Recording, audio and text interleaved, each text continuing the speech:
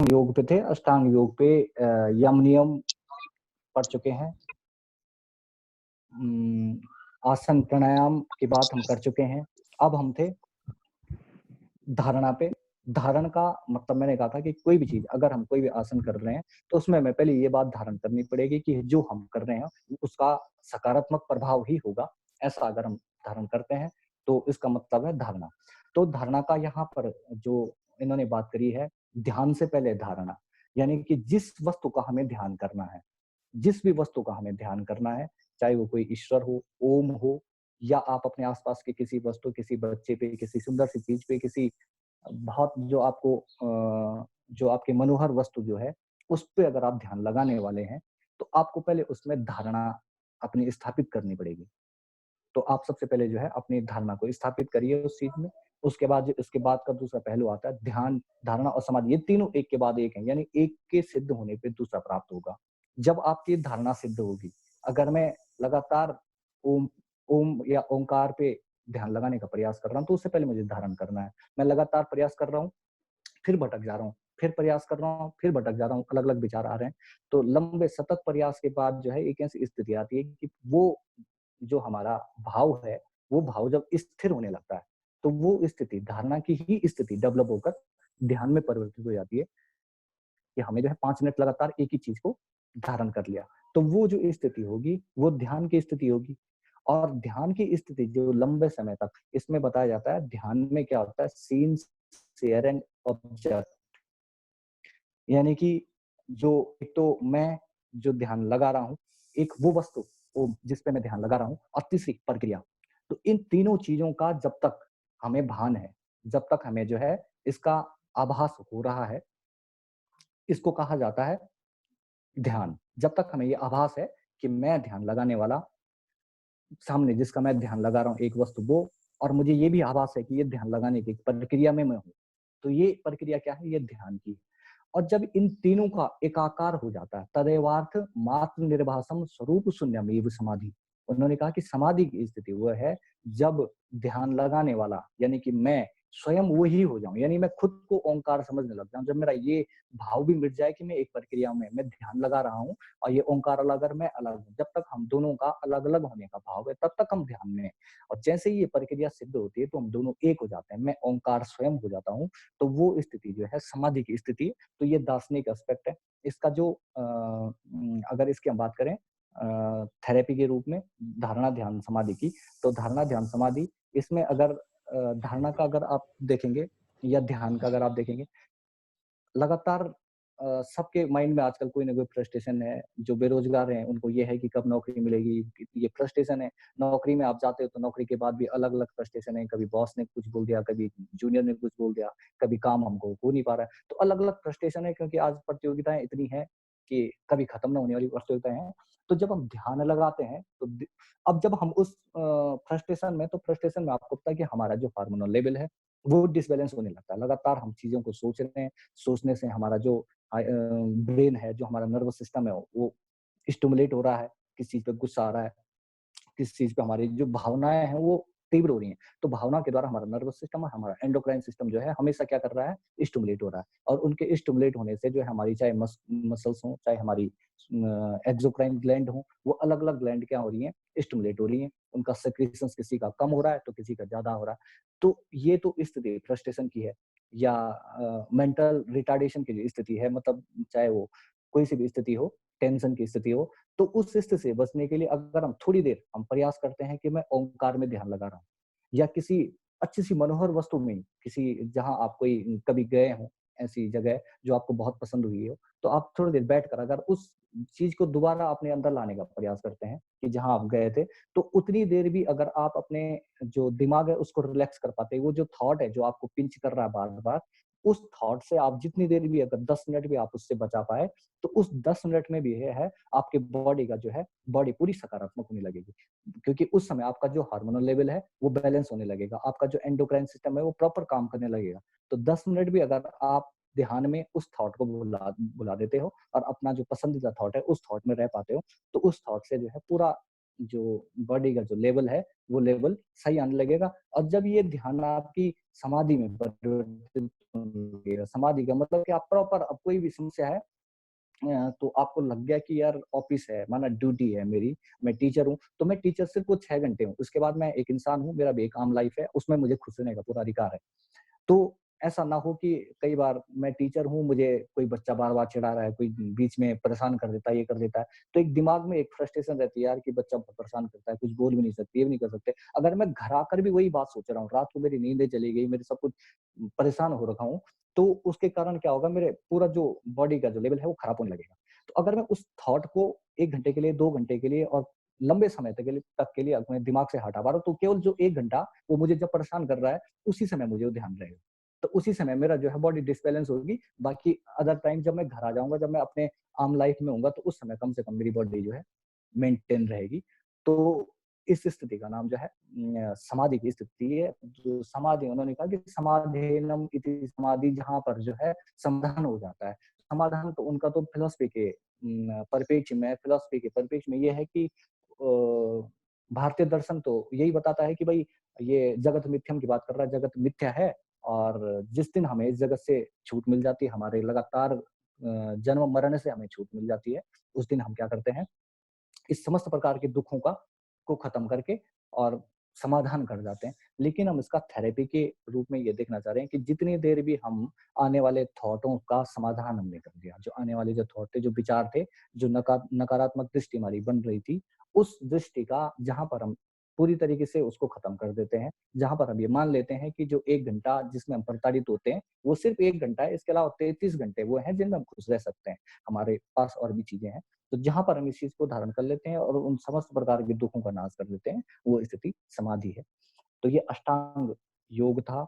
अष्टांग योग में मैंने कहा पहले 2 अंग साइको एथिकल है, जो हमारी मोरल वैल्यूज को बढ़ाती है। हम झूठ नहीं बोलते हैं, हम सफाई से रहते हैं, हम लोगों की रिस्पेक्ट करते हैं। तो ये हमारी मोरल वैल्यूज को इंक्रीज करता है। जैसा कि मैंने कहा, स्वास्थ्य सिर्फ शारीरिक रूप से नहीं, मानसिक और मोरल रूप से भी है। आपके आध्यात्मिक रूप भी स्वस्थ होना जरूरी है। तो ये पहला जो है साइको एथिकल है, दूसरा साइको फिजिकल, जहाँ पर अपने फिजिकल लेवल को, अपने जो तंत्र हैं, अपने जो सिस्टम है अपने अंदर, उन सिस्टम को जो है मेंटेन करते हैं। और तीसरा जो साइको मेंटल है, जहाँ पर हम मानसिक लेवल को स्थिर करते हैं। तो ये अष्टांग योग के 3 एस्पेक्ट हैं फिजियोलॉजिकल। अगर टाइम हो तो 2 चीजें और मैं बताना चाह रहा था। अगर आप लोग बोर नहीं हो रहे हैं और मेरी बात समझ रहे हैं, तो मैं आगे कंटिन्यू रखूं। Hello. Yes yes sir. Yes हाँ यस सर। हाँ, जी जी। तो दो, एक ये तो हो गया अष्टांग योग। एक घिरंड संहिता है, घिरंड संहिता में सप्तांग योग का वर्णन हुआ है। तो सप्तांग योग में बाकी तो सब यही है, आसन प्राणायाम मुद्राएं हैं सब, लेकिन चीजें वहां पर अलग अलग बताई हैं। एक तो उन्होंने एक उन्होंने बंद, ये 2 चीजें जो है अष्टांग योग में नहीं है। एक सठ क्रिया और दूसरा मुद्रा और बंद। तो सठ क्रियाएं अगर आप करते होंगे, धोतिर्वस्ति नैति लौलिकी त्राटक कपाल भाती, ये 6 क्रियाओं का नाम है। तो धोती हो गया, वस्ती हो गया, तो धोती का उसमें अगर आपने कभी करा होगा, उसमें क्या करते हैं, एक पट्टी होती है, उस पट्टी को लगातार खाकर और स्टमक में उसको थोड़ी देर के लिए जमा करके फिर उसको पानी पी लिया आपने, उसके बाद उसको बाहर खींचते हैं। तो बाहर खींचने से आपका जो अपर डाइजेस्टिव सिस्टम है, अपर वाला जो पार्ट है डाइजेस्टिव सिस्टम का, वो उसकी क्लेंजिंग होने लगती है। तो धोती है। वस्ती का मतलब है, वस्ती में हम क्या करते हैं कि किसी पानी के टप में बैठ के अपनी जो रेक्टस है उसको लगातार जो है खोलते बंद करते हैं, जिससे जो है आपके रेक्टस यानी कि लोअर एब्डोमेन की जो है सफाई होती है। तो वस्ती है। नेति है। नेति 2 प्रकार की है, एक तो जल नेति है, दूसरा सूत्र नेति है। उसमें हम क्या करते हैं, गर्म जल में हल्का गुनगुना पानी करते हैं, गुनगुना पानी में जो है हल्का सा नमक डाल के उसको एक नाक से दूसरे नाक से निकालते हैं, या फिर मुंह में भर के नूज से उसको बाहर करते हैं, या नूज में भर के यहाँ से बाहर करते हैं। तो ये नेति है। त्राटक है। त्राटक में हम लगातार किसी चीज को अगर ताड़ते हैं तो ये त्राटक है। और कपाल भाती तो आप करते ही होंगे, लगातार एक्सलेशन का, कंटिन्यूअस एक्सलेशन प्रोसेस है, वो कपाल भाती है। तो ये 6 प्रक्रियाएं। अब मैं इनमें ये बताना चाह रहा हूँ कि आज जो वर्तमान परिप्रेक्ष्य जिसमें हम इम्यून सिस्टम को डेवलप करने वाली बात कर रहे हैं, और कोविड-19 की अगर मैं बात करूं, तो इसमें अगर आप लोगों को समय मिले तो इनका प्रयोग करें, लेकिन किसी शिक्षक के सामने करें, खुद से न करें अगर कोई करने वाला हो। तो उसमें एक तो मैंने सबसे पहले बताया कि धोती का प्रयोग इसमें बहुत फायदेमंद हो सकता है, क्योंकि आप देखो कोविड का अगर आप जानते होंगे तो ज़्यादा हमारा जो रेस्पिरेटरी ट्रैक्ट है, यानी कि हमारा जो लैरिंज वाला जो भाग है, वहाँ पर उसका इन्फेक्शन ज़्यादा हो रहा है, ऐसा बता रहे हैं। तो उसका इन्फेक्शन जब यहाँ हो रहा है, तो उसमें धोती की जो प्रक्रिया होगी कहीं न कहीं बेनिफिशियल होगी, क्योंकि हम जो धोती अंदर डालेंगे, लेकिन ध्यान रहे कि आप अकेले ही करें, आपके आस-पास कोई ना हो, क्योंकि आप करोगे तो उसका जो वायरस बाहर निकलेंगे, जो उसके स्पोर बाहर निकलेंगे, तो लोगों में चले जाएँगे। तो कोशिश करें कि आप अकेले-अकेले में ही वो करें।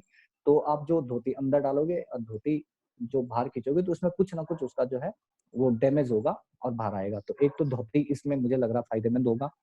और दूसरा नेति क्योंकि रिस्पिरेटरी सिस्टम का ही पार्ट है। उसका जो वायरस है कोविड-19, तो उसका पूरा इन्फेक्शन रिस्पिरेटरी सिस्टम में हो रहा है।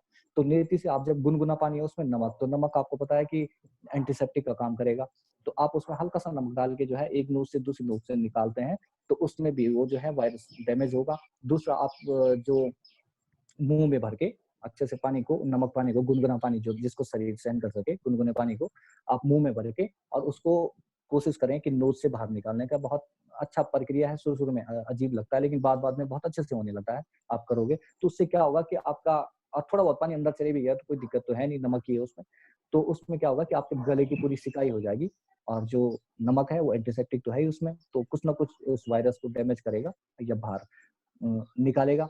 और नहीं भी तो आपके जो ऑर्गन है उनको वो तो करेगा ही, स्ट्रॉन्ग तो बनाएगा ही। तो नेति हो गया और इसमें एक कपालभाति जो है अच्छा रोल करेगा, क्योंकि लगातार आप एक्सहेल करेंगे, तो एक्सहेल उसमें क्या करते हैं कि हम लगातार साँस छोड़ते हैं, कंटीन्यूअस साँस सिर्फ छोड़ते हैं, हमारा प्रयास छोड़ने का होता है, इन्हेल वो खुद ही हो जाता है। तो इससे भी जो है कोविड-19 में काफ़ी फ़ायदा हमको मिलेगा। और इसके बाद मुद्रा और बंद सप्तांग योग का एक और भाग है। मुद्रा और बंद में का मतलब, मुद्रा का मतलब होता है एक विशेष भंगिमा, शरीर की किसी विशेष भंगिमा की बात करते हैं। तो मुद्रा, अगर हम ज्ञान मुद्रा की भी बात करें, हम दोनों इनको हाथों को मिला रहे हैं, या प्रणाम मुद्रा है या कोई सी भी मुद्रा है, तो उसमें आयुर्वेद का एक भाग है एक्यूप्रेशर। एक्यूप्रेशर में ये बताया गया कि हमारे जो हाथ हैं या तलवे हैं, उनके अलग-अलग जगह पे जो है नर्वस सिस्टम के सेंटर हैं, जो यहाँ दबने से जो हमारा बॉडी का कोई ना कोई सेंटर स्टिमुलेट होता है। तो जब हम कोई मुद्रा का लगातार लंबे समय तक जो है प्रयोग करते हैं, तो हमारे शरीर के जो अलग-अलग भाग हैं, उन अलग-अलग भागों का स्टिमुलेशन होता है। तो ये मुद्रा का उद्देश्य है और बहुत सिंपल सा भी है, कोई भी कर सकता है। मुद्रा है, बंद जो है 4 प्रकार के बंद हैं। तो बंद में हम क्या करते हैं कि जैसे हमने उड्डयन बंद लगा दिया, तो उड्डयन बंद में हम क्या करते हैं कि पेट को कुछ देर के लिए सिकोड़ देते हैं। तो जब हम सिकोड़ते हैं तो पूरा ब्लड फ्लो जो है वहाँ रुक जाता है, और जब हम उसको स्लोली खोलते हैं तो पूरा ब्लड फ्लो जो है तेजी से बॉडी के अंदर होने लगता है। तो ये बंद का है। तो इसका भी जो है बहुत ज़्यादा अच्छा इफ़ेक्ट इस समय रहेगा बंदों का और मुद्राओं का। तो ये दोनों सप्तांग योग के मुख्य अंग थे, बाकी उसमें भी प्राणायाम, समाधि की बात करी है। तो ये सब चीज़ें थी। अ, अगर किसी को इस संबंध में कोई सवाल हो, तो मैं कोशिश सर जैसे करूँगा। मैं बहुत सर विज्ञानी तो सर एक क्वेश्चन सर। सर जैसे सर एक प्रैक्टिकली हाँ, बता हाँ। दीजिए, जैसे भुजंगासन है, सपोज भुजंगासन को करके बता दीजिए और फिर उसको थोड़ा सा आप एक्सप्लेन कर दीजिए। हाँ, हाँ। तो भुजंग आसन जो है, भुजंग का मतलब होता है साँप की जो स्थिति है, भुजंग जो साँप को संस्कृत में बताया गया, तो मैं थोड़ा-सा आपको करके दिखा देता हूँ। अगर आपको दिखेगा, मैं करके दिखा देता हूँ, आप देखिए, फिर मैं उसमें बताता हूँ कि क्या चेंजेज़ हमारी बॉडी में आते हैं। तो जी जी ऐसे सारे आसन को आप ऐसे ही फ़ील करेंगे। मैं भुजंग का आपने बात करी, मैं भुजंग के बारे में बताता हूँ, है ना? तो जी आप सबसे पहले तो क्या है, आप जब भी लेटे, दिख रहा हूँ मैं? सर, थोड़ा दिख सा तो रहा हूँ नीचे। ना मैं? हाँ हाँ सर, दिख रहा है। जी यस सर, हाँ सर आप सही है। हेलो, आवाज़ आ रही है? Yes yes yes. हाँ, ठीक है।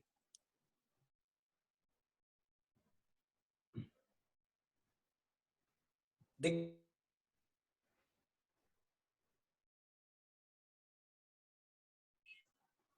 लेटने के बाद आप क्या करेंगे, दोनों हाथों को जो है ना, पहले तो आपके पीछे होंगे, इसके बाद इन दोनों हाथों को यहाँ रख देंगे। इस तरीके से अपने दोनों चेस्ट के आस-पास हाथ को रखेंगे। हाथ को रखेंगे, पैर सीधे मिला देंगे और सीधे करके सांस भरते हुए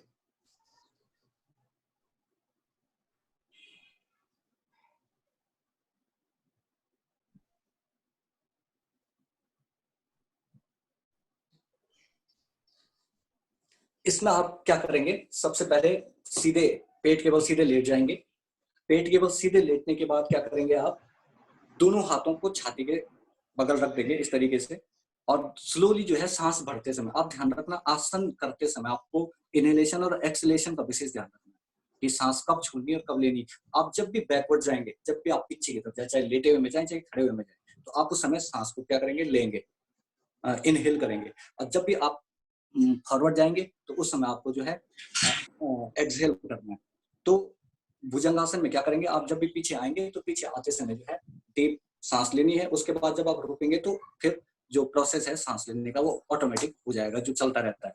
तो इसमें मैं आपको बता दूं कितने कितने हमको फायदे होंगे, कहाँ कहाँ में फायदे होंगे। इसमें आप सबसे पहले तो देखना कि जब भी आप पीछे उठोगे तो आपका जो लंबर वाला जो पार्ट है स्पाइन का, तो लंबर वाला पार्ट जो है पूरी तरीके से ऐसे पीछे की तरफ घूम जाएगा। पूरा जो स्पाइन है, स्पाइन की पूरी तरीके से मसाज हो जाएगी पीछे के लिए।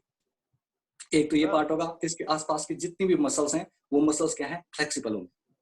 अब इसका देखिए आप कि आगे क्या क्या हिस्से इसके, एक तो हमारी चेस्ट पूरी तरीके से चौड़ी हो जा रही है। दूसरा, आवाज आ रही है? क्वेश्चन है एक सर, एक क्वेश्चन हाँ है। सर, हाँ सर, मैं इसको खत्म कर दूं उसके बाद। अच्छा, इसी के लिए पूछना था, एक्सेलेशन और इंस्पिरेशन के लिए जो आपने बताया। इसमें कहा जाता है भुजंगासन में कि कई बार सांस लेते हुए तो जाते हैं, लेकिन जब क्या सर रख देते हैं तब सांस छोड़ते हैं, या सांस छोड़ते हुए आते हैं, दोनों में क्या फर्क है?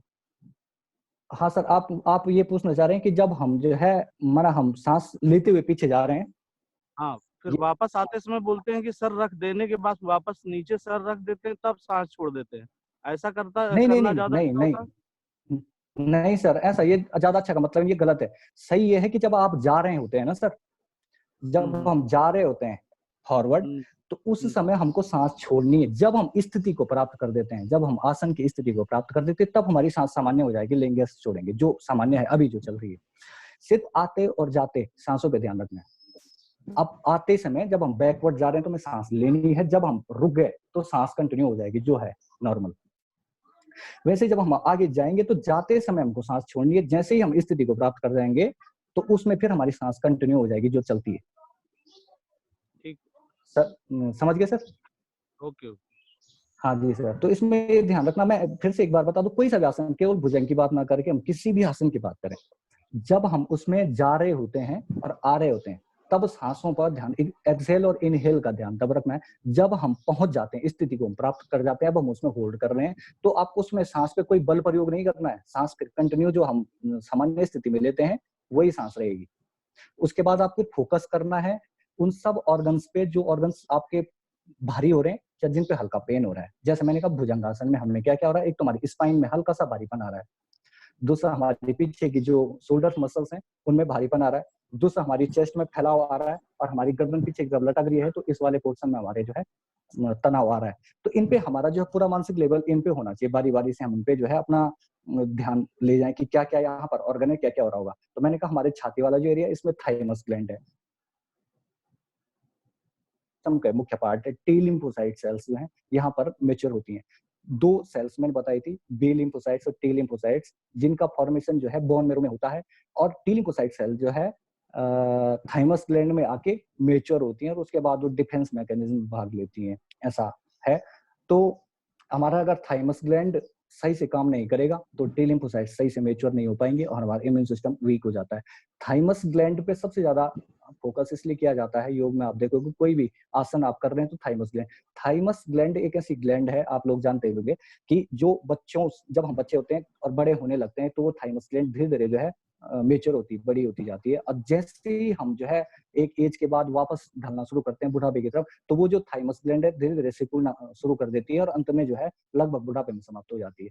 तो बच्चों में और बुढ़ों में आप सुनोगे या आपको पता होगा इम्यून सिस्टम जो है कम होता है, इम्यून सिस्टम उनका वीक होता है। अभी कोविड-19 में भी यही बताया जा रहा है कि उनको सबसे ज्यादा खतरा है जो ओल्ड एज में है और जो बच्चे हैं, उनको इसलिए खतरा है कि उनका जो थाइमस ग्लैंड है, वो थाइमस ग्लैंड उनका जो है मेच्योर नहीं है, या बहुत कम है। अब बहुत कम है तो उसके बाद वो लिम्फोसाइट्स या मैच्योराइजेशन नहीं हो पा रहा है, जिसके कारण जो है दिक्कत हो रही है।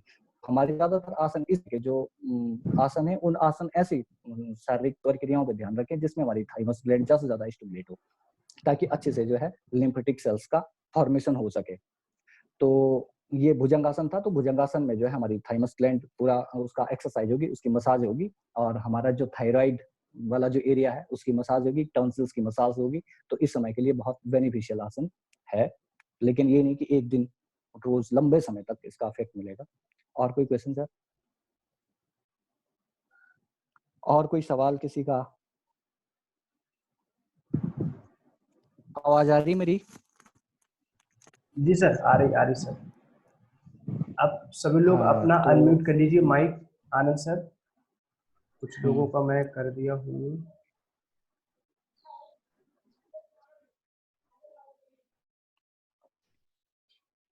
जी हाँ, अब आप लोग क्वेश्चन कर सकते हैं। अपर्णा मैम।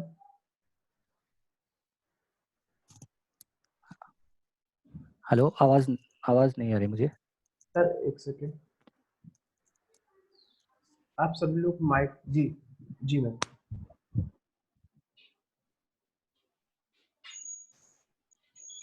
जी, किसी का कोई क्वेश्चन?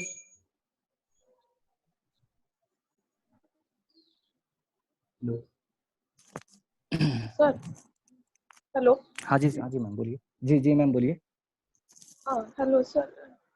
सर ये आपने जो बताया साइको एथिकल में यामोनियम, जी सर तो क्या इसको जी सर मैम जी किसी भी एज में डेवलप किया जा सकता है? जी मैम, किसी भी एक में, मैं तो कह रहा हूँ सिर्फ आप जो है एक चीज का भी पालन कर दें। इन 10 अंग इनमें दोनों में है, यम और नियम में 5 दोनों में से अगर हम किसी एक का भी पालन करते हैं तो एक के पालन में भी है जो है, अगर हम सिर्फ हिंसात्मक भी नहीं होते हैं ना, तो उससे भी आपको आप देखो बाकी अपने आप ही आप देखोगे धीरे धीरे अपने आप ही सारे डेवलप होने लग जाएंगे। अगर आप हिंसात्मक नहीं हो, छोटी छोटी बातों में बच्चों पे आपको गुस्सा नहीं आ जाता है, वो भी तो हिंसा है। किसी को मारना अगर बच्चे पे उसने कर दिया तो बच्चा है, उसका तो नेचर है इस समय गलतियां करने का। अब मुझे उस पे भी मैं अगर गुस्सा कर जाता हूँ तो क्या होगा, मेरा जो हार्मोनल लेवल है चेंज हो रहा है, मेरा जो नर्वस सिस्टम स्टिमुलेट हो रहा है, तो कहीं ना कहीं मुझे उसकी हानि हो रही है। तो उस बच्चे को मैं दूसरे तरीके से भी समझा सकता हूँ। मैंने कहा ना कि आज का हमारा जो मोरल है वो इस टाइप का कुछ हो गया है कि हम बच्चे को बोलते हैं बेटा झूठ नहीं बोलना है, हम उसको बताते हैं सिर्फ, लेकिन हम उसके सामने पता नहीं कितने झूठ बोलते हैं। मैंने जो बताया कि ऑफिस से फोन आता है, मैं उसको बता देता हूँ बस आप गेट में मैं पहुंच गया, तो बच्चा तो देख रहा है ना कि आपने झूठ बोल दिया। तो बच्चे के दिमाग में ये फीड होता है कि इसका मतलब ये कि ये सिर्फ बोलने वाली बात है, कि सदा सत्य बोलो, ये अप्लाई करने वाली चीज नहीं। समझ रहे हैं मेरी बात? तो यही चीज है कि अगर आप एक चीज को अप्लाई, अब आप सिर्फ, क्योंकि तो मुझे नहीं लगता कि हम लोग हिंसक हैं, लेकिन हिंसा हम कहाँ करते हैं कि किसी ने गुस्सा दिला दिया, थोड़ा सा एक मार दी किसी को, ये हो गया वो हो गया, किसी को चिल्ला गए, यही होता है। ऑफिस में किसी पे चिल्ला गए, तुमने कैसे बोल दिया, तो इसी चीज से हमारा, अब उस पे चिल्ला के तो कुछ होना है नहीं, उसका तो जो नेचर वो है, लेकिन हमारा अपना जो हमने जो है पूरा हार्मोनल सिस्टम जो डिसबैलेंस कर दिया, तो कहीं ना कहीं उसकी हानि हमें हो रही है। तो हमसे अगर हम हिंसा को पालन कर रहे हैं तो उससे भी हमें कहीं ना कहीं फायदा होगा, और बाकी में हमें प्रयास करने की जरूरत नहीं पड़ेगी, और धीरे धीरे स्वतः होने लगेगा, आप उस चेंजेस देखेंगे, लेकिन लंबे समय तक आपको पालन करना पड़ेगा। इसकी सबसे ज्यादा आजकल जरूरत है, बहुत ज्यादा जरूरत है। जी मैम जी। और कोई? चलिए, आप सभी लोगों का धन्यवाद। मेरा हाँ सुधीर बोल रहे हो? सर बहुत बहुत थैंक यू सर, आपने अपना समय दिया। आप जी बिल्कुल आप सब लोगों को धन्यवाद। मैं बहुत